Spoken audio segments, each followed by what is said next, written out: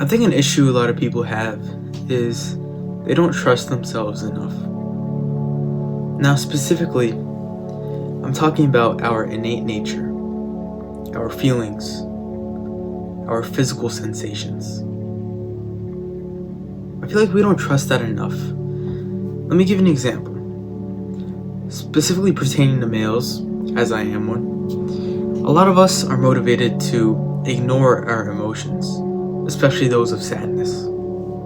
We have a bad day, and we kind of just drive home in silence, and just sit down. Maybe silence is the way for most of us. Don't really talk, don't really confront the emotions. They don't write it down, nothing. Just move on with their day, like straight face. You can't show any emotion.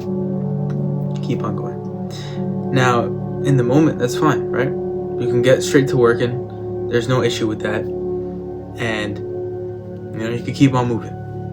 But a month later, you have another bad day, a very bad day. And now, all of a sudden, you're not only feeling the weight of your current bad day, you're also feeling the weight of the one that's unconfronted from a month ago. And shit just keeps piling up. And everything just comes crashing down. And I say this because I found myself in that exact position not too long ago. As I was growing up in puberty, I always heard advice from advisors, like teachers, health people, whatever. A lot of them would say, bro, deadass, just cry, you'll feel better afterwards. And straight up my fucking mom would be like, hell nah, bro, like this is some like weak male propaganda. And like my friends who were like taking like health class or whatever with me, they would be the same. Like everyone would be like, nah, bro, crying is for like babies, crying is for like young people, We're like, oh, we're in like freaking middle school now. Like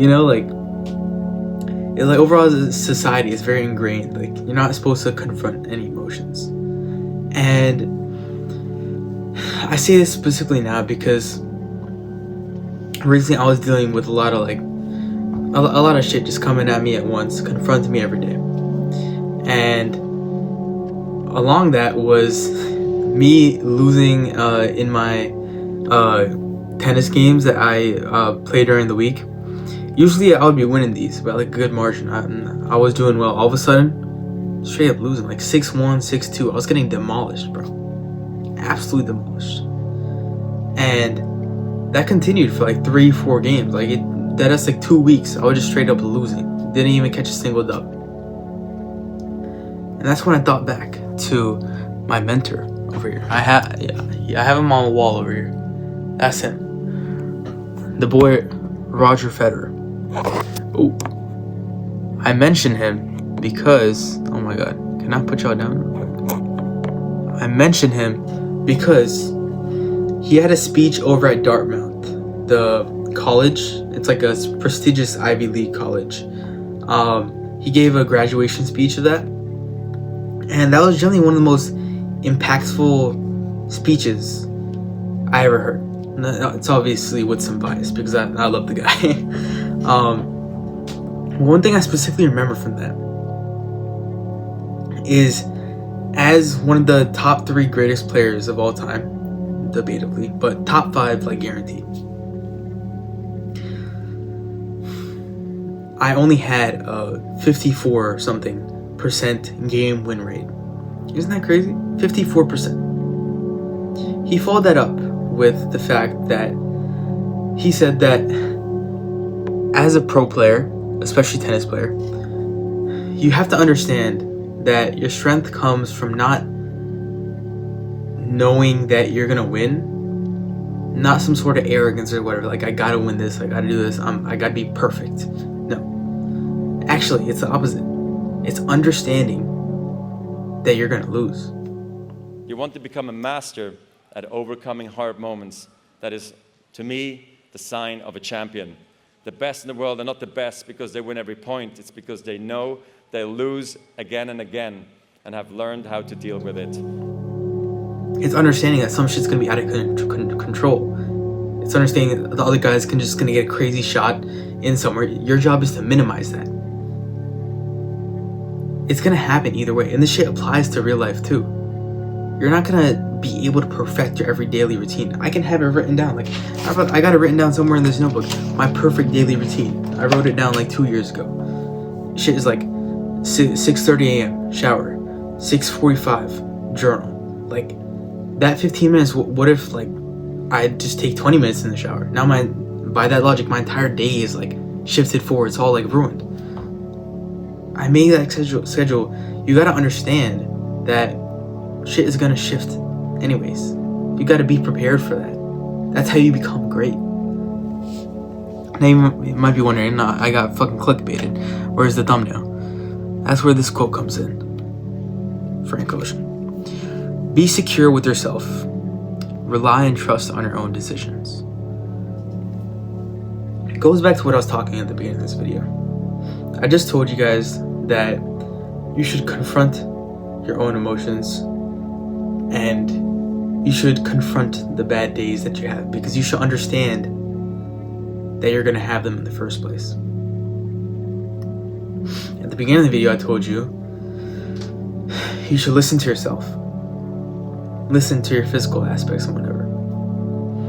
Now, with the tennis games, I said I was losing very badly earlier. Recently, I'd been feeling sad. So you know what? I also said I'm gonna put a stop to it.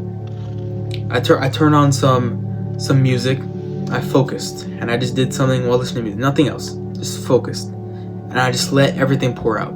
Like, okay, all that shit, all that cringy moment I had with a stranger, I fucked up the social thing.